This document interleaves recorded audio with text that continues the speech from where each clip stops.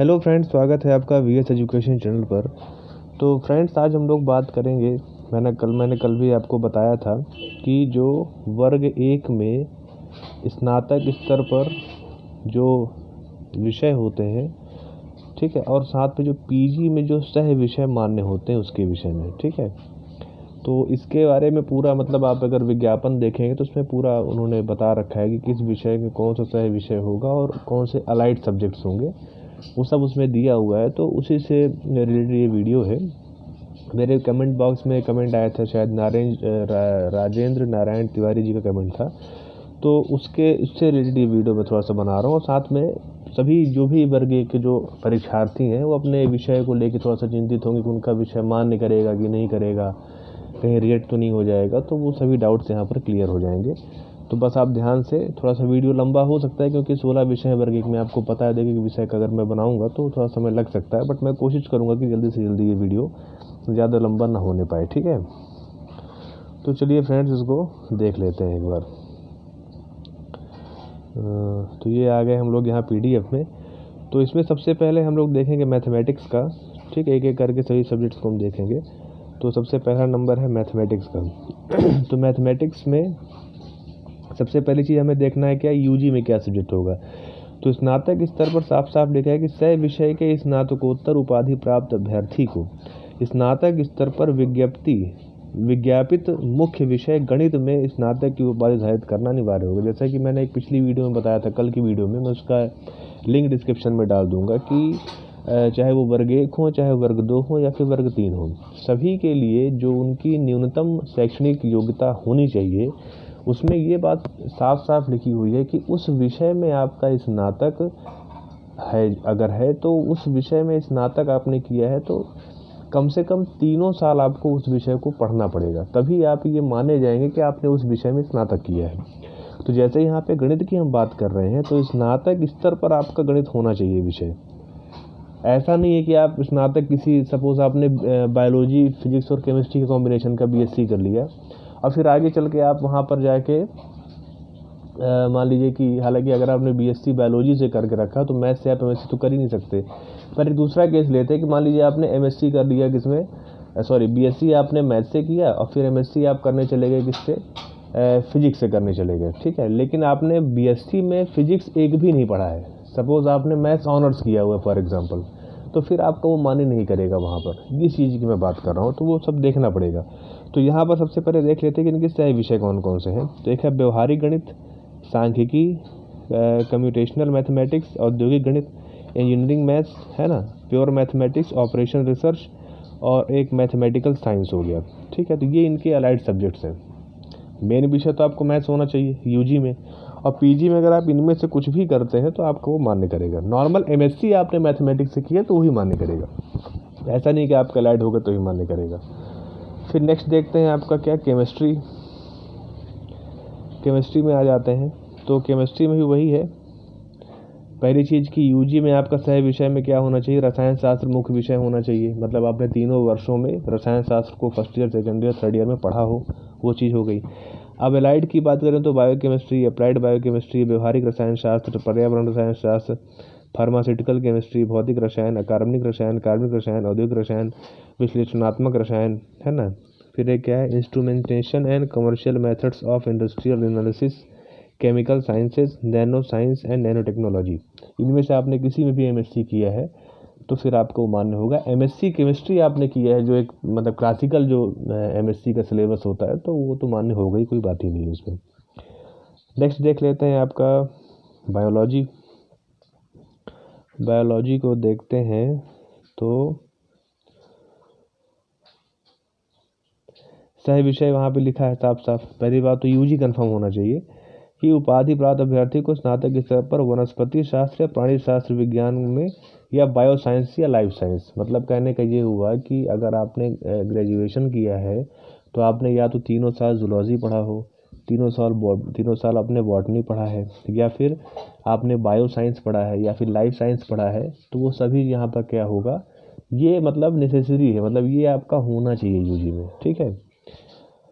और उसके अलावा यहाँ पर कुछ और भी, जैसे प्लानेट साइंस हो गया, एनिमल साइंस हो गया, ये सभी आपके स्नातक स्तर पर है, तो वो पहली चीज़ हो गई, ठीक है।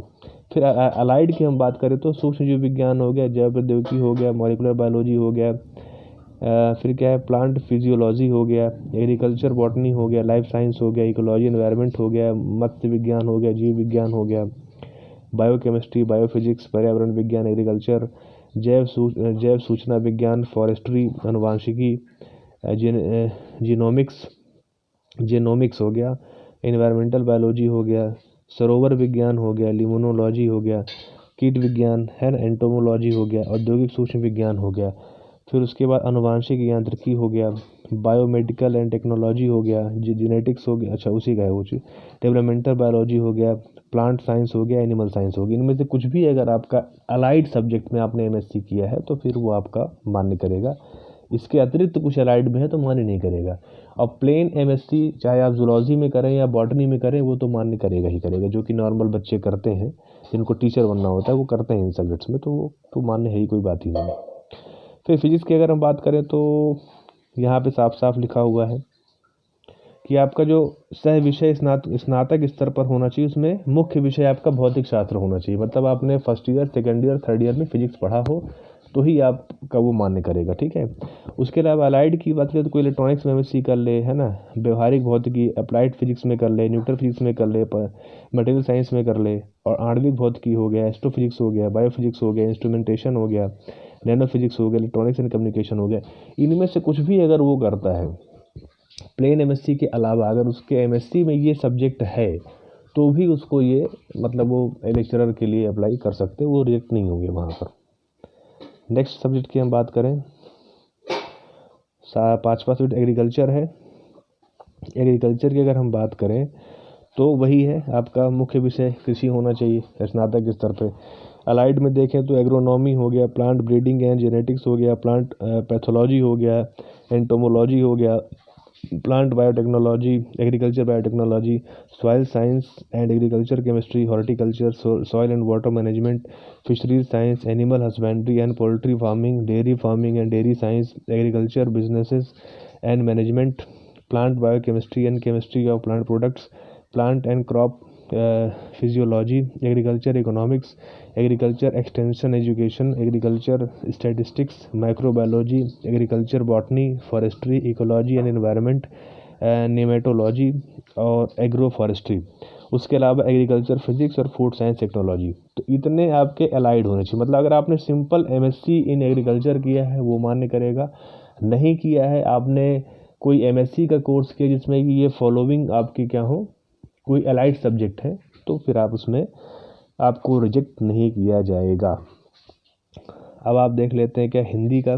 हिंदी में वही है, मैंने बताया यूजी आपका मेन है, वो आपका डिस्टर्ब नहीं होना चाहिए। आपने जिस सब्जेक्ट से आप एक लेक्चरर बनने जा रहे हैं उस सब्जेक्ट में आपका यूजी होना चाहिए, और वो सब्जेक्ट आपके यूजी में मुख्य विषय के रूप में होना चाहिए। मुख्य विषय का सीधा सा मतलब ये है कि अगर आप 3 साल का यूजी कर रहे हैं तो तीनों वर्षों में या 6 के 6 सेमेस्टर्स में आप उस विषय का अध्ययन किए हो, तभी आपका वो विषय मुख्य विषय के रूप में माना जाएगा।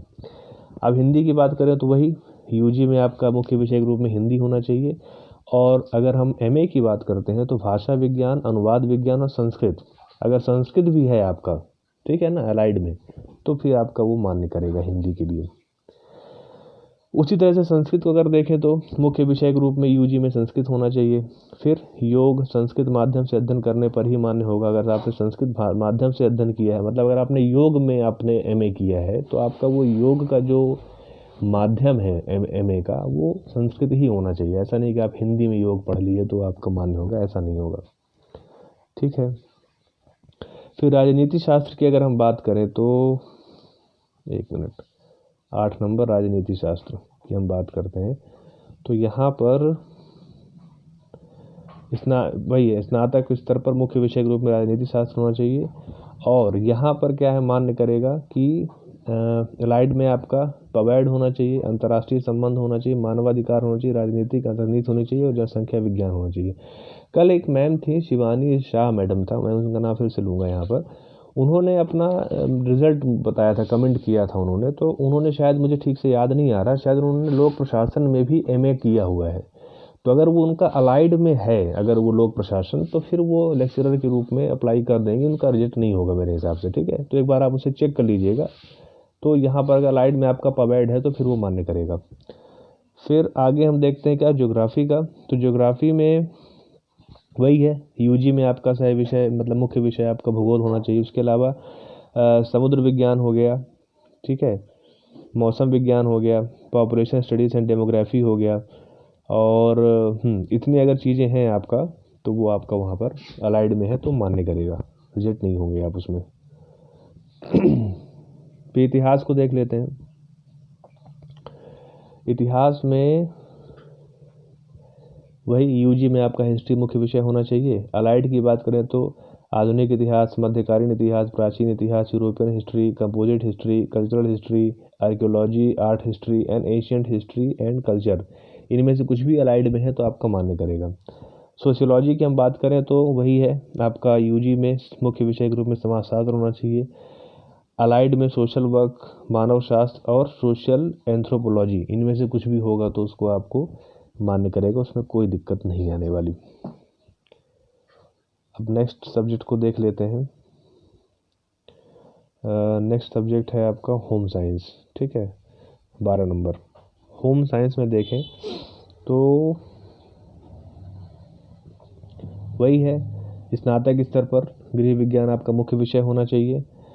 अलाइड की बात करें तो मास्टर ऑफ होम साइंस है ना, एक्सटेंशन एजुकेशन हो गया, फूड न्यूट्रिशन हो गया, फैब्रिक एंड एपरियल साइंस हो गया, फैमिली रिसोर्स एंड मैनेजमेंट हो गया, human development and family studies हो गया, फैमिली एंड कम्युनिटी साइंस हो गया, अर्ली चाइल्डहुड एजुकेशन हो गया, extension education and community management हो गया, resource management and design application हो गया, है ना, ये क्या है, डाइटेटिक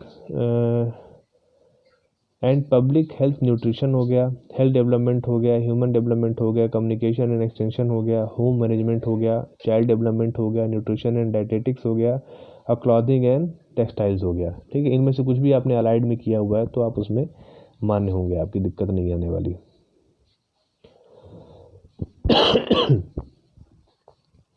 नेक्स्ट है आपका कॉमर्स। कॉमर्स को अगर हम देखें तो कॉमर्स में क्या चीज़ें मान्य करेगा उसको देख लेते हैं।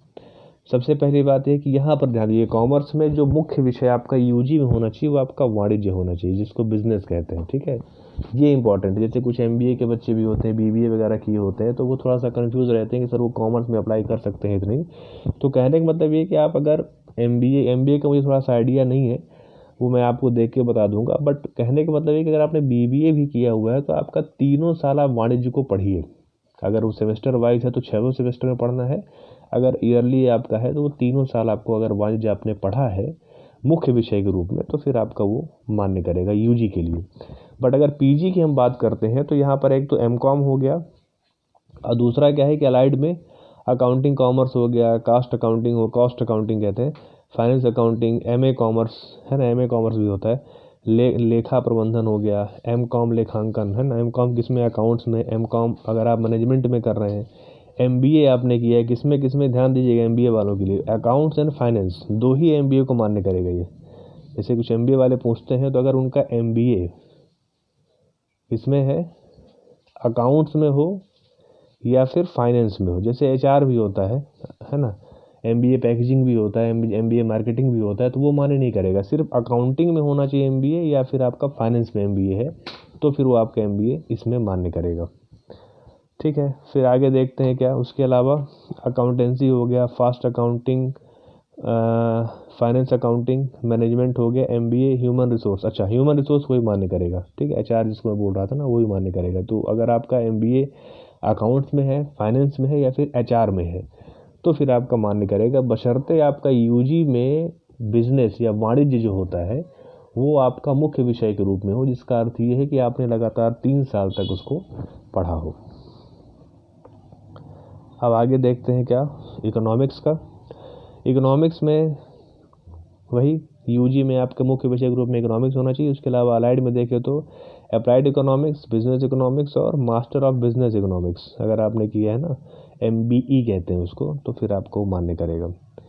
इंग्लिश की अगर हम बात करें तो इसमें साफ साफ लिखा है कि UG में तो आपका है ही, इसमें साफ साफ लिखा है कोई सह विषय नहीं, स्नातकोत्तर उपाधि मुख्य विषय में उत्तीर्ण होना आवश्यक है। इंग्लिश के लिए बहुत सिंपल सी बात यहाँ पर लिखी हुई है जो मैं आपको बता दूं कि आपने चाहे किसी भी विषय में आपने ग्रेजुएशन किया है, फॉर एग्जांपल चाहे वो आपका BSc हो, BA हो, BSc मैथमेटिक्स हो, BSc बायोलॉजी हो, BA political science, BA history, जो भी हो आपको, उससे कोई फ़र्क नहीं पड़ता। बस यहाँ पर ये लिखा है कि स्नातकोत्तर की उपाधि मुख्य विषय में होना चाहिए, मतलब आपका स्नातकोत्तर इंग्लिश में होना चाहिए। अगर आपने MA इंग्लिश लिटरेचर किया है तो फिर आप इंग्लिश में लेक्चरर बनने के लिए एलिजिबल हैं, आपको कोई नहीं रोक सकता। अब उर्दू की बात कर लेते हैं, 16वां सब्जेक्ट जो लास्ट है। उर्दू का भी सिंपल हिसाब किताब है, वही चीज़ जो कि इंग्लिश का था, मतलब कहने का कि इंग्लिश, उर्दू और आपका संस्कृत, इसमें यही है कि आपका मुख्य विषय जो है उसमें आपका PG होना चाहिए, दैट्स ऑल, और कुछ के अलावा कुछ नहीं है। अब यहाँ कुछ स्पेशल नोट्स दिया हुआ है, उसको एक बार देख लेते हैं। पहला नोट ये है कि अप्लाइड शब्द का अर्थ प्रायोगिक व्यवहारिक अनुप्रयुक्त होता है, अतः स्नातकोत्तर स्नातक स्तर पर मान्य ऐसे मुख्य विषय सह विषय जिनके आगे अप्लाइड लिखा होगा वे भी मान्य होंगे। ठीक है, अप्लाइड का मतलब यहाँ पर बता रहा है। सेकंड पॉइंट क्या लिखा है यहाँ पर कि स्नातकोत्तर स्तर पर मान्य सभी सह विषयों में से ऐसे सह विषय जो संयुक्त रूप से 2 या अधिक विषयों के संयोजन हो अथवा एक विषय के साथ अन्य विशिष्टीकरण जुड़ा हो को भी मान्य किया जाएगा, जैसे genetics and ecology, electronics and communication, molecular biology and biotechnology. ठीक है, तो 2 सह विषय जुड़े हैं तो भी उसको मान्य करेगा। तीसरा कहता है कि अप्लाइड विषयों में स्नातकोत्तर उत्तीर्ण अभ्यर्थियों को स्नातक स्तर पर कॉलम 4 में अंकित विषय में स्नातक उपाधि अर्जित करना अनिवार्य होगा। फिर लास्ट में ये लिखा है कि इसका मतलब मैं 3 का मतलब बताऊंगा। मध्य प्रदेश शासन उच्च शिक्षा विभाग द्वारा समय समय पर विभिन्न सह विषयों को मान्य करने के संबंध में जारी निर्देशों में उल्लेखित सह विषय मान्य होंगे, परंतु अभ्यर्थियों को स्नातक स्तर पर कॉलम 4 में अंकित विषय में स्नातक उपाधि अर्जित करना अनिवार्य होगा। जो वहाँ पर तिवारी जी जो पूछ रहे थे उसका ये जवाब मैं आपको बता रहा हूँ। जो उनका कहने का मतलब था वो इंग्लिश, उर्दू और संस्कृत में काम करेगा कि आपने स्नातकोत्तर संबंधित विषय से किया है तो आप उस विषय के लेक्चरर बन जाएंगे। लेकिन इसके अलावा जितने भी विषय हैं, यहाँ पे लिखा है ना कॉल पॉइंट नोट 3 नोट 4 को आप ध्यान से देखिए, यहाँ पे साफ साफ लिखा है कि आपका चाहे उस विषय में स्नातकोत्तर हो भी जाए, लेकिन कॉलम 4 का मतलब क्या होता है? कॉलम 4 का मतलब है कि ये वाला जो कॉलम है, जैसे यहाँ देखिए कॉलम 1 हो गया, ये वाला, ये कॉलम 1 2 3 और ये 4 लिखा है ना, 4 कॉलम का मतलब ये है कि आपका उस विषय में स्नातक होना चाहिए और वह विषय आपके स्नातक में मुख्य विषय होना चाहिए। इंग्लिश, उर्दू और संस्कृत को छोड़कर जितने भी विषय हैं उन विषयों में आपका स्नातक भी होना चाहिए, तभी आपका वो जो PG स्नातकोत्तर की जो डिग्री है उसको वैलिड मानेगा विभाग, अन्यथा नहीं मानेगा। जैसे मान लीजिए किसी ने सपोज BSc किया, मान सपोज उसने मैथ से ऑनर्स कर लिया एग्जाम्पल, ठीक है, और फिर आगे चल के MSc केमिस्ट्री करता है वो, तो अगर उसके UG में केमिस्ट्री मुख्य विषय नहीं है तो फिर उसकी MSc केमिस्ट्री का कोई मतलब नहीं है, वो वहाँ पर रिजेक्ट हो जाएगा। कहने का मतलब सिंपल था ये। ठीक है फ्रेंड्स, तो आई होप आपके सारे डाउट्स यहाँ पर क्लियर हो गए होंगे। और भी कुछ अगर आपके मन में डाउट्स है तो आप भेजिएगा, आप वहाँ पे कमेंट कर दीजिए, मैं उसके बारे में वीडियो बना दूंगा, उसमें कोई दिक्कत नहीं है। और बाकी रही बात पद वृद्धि की, तो आप सभी को पता है कि जब तक पद अच्छे से नहीं आएंगे तब तक ये आप मान के चलिए कि बहुत से बच्चे अच्छे मार्क्स जो पाए हैं वो बच्चे भी इस भर्ती में वंचित रह जाएंगे। इसलिए हमारा सबका प्रयास होना चाहिए कि पद वृद्धि हो, अच्छे पदों के साथ हो, ताकि अच्छे नंबर लाने वाले सभी बच्चों को यहाँ पर क्या मिले, मौका मिले। ठीक है फ्रेंड्स, और अगर आपको मेरा वीडियो अच्छा लगा हो तो आप उसे लाइक कर दीजिए, अपने फ्रेंड सर्कल में शेयर कर दीजिए, और अगर आप मेरे चैनल पर पहली बार आ रहे हैं तो आप प्लीज़ आप चैनल को क्या करिए, सब्सक्राइब कर लीजिए। तो ठीक है फ्रेंड्स, अभी के लिए इतना ही। Thank you.